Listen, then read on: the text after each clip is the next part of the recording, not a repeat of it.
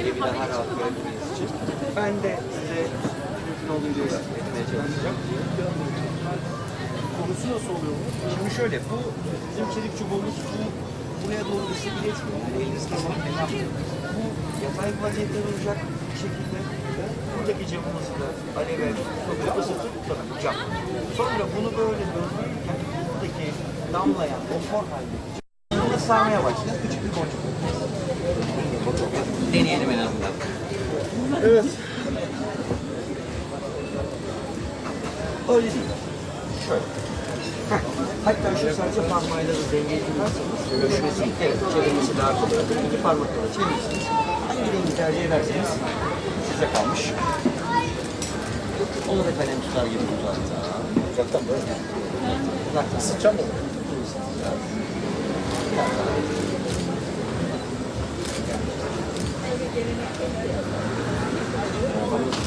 Yok yok.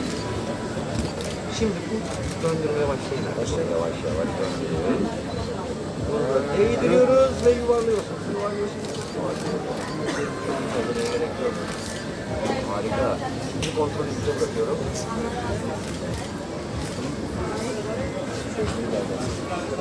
Ya valla ben yani yapabilir miyim? Şey çünkü kor halde. Kitapları gezdiniz, en çok ilginizi hangisi çekti? İşte hobiniz olan ya da burada gördüğünüz hobi edineceğiniz sanat var. Umarım karıştırmam. Karıştırmazsa sor bana. Sor bana, ben başkanım. Başkanım, festivali genel olarak değerlendirebilir misiniz? Değerlendirdim, tamam. Festivale genel olarak çok büyük bir yoğun ilgi var. Siz bu konu hakkında ne düşünüyorsunuz? Ona cevapladım. Bu bitti. Festival sorusu bitti. Üçüncü soru. Orada mı çekecek? Kendisini bilgilendirecekler. Orada öyle şey yaparız. Hadi hadi.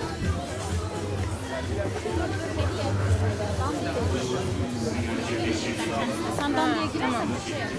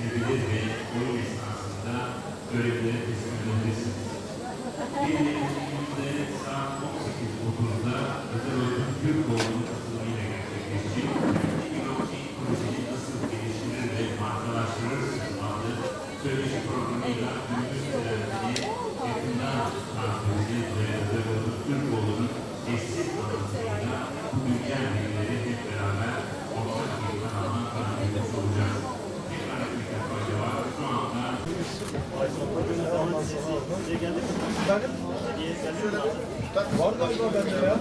Var bende. Verdi ya, şey verdi. Ekrem abi verdi. Gel bakalım. Belediye başkanı. Bunlar el işi kendi. Saatine geçti. Nasıl olur?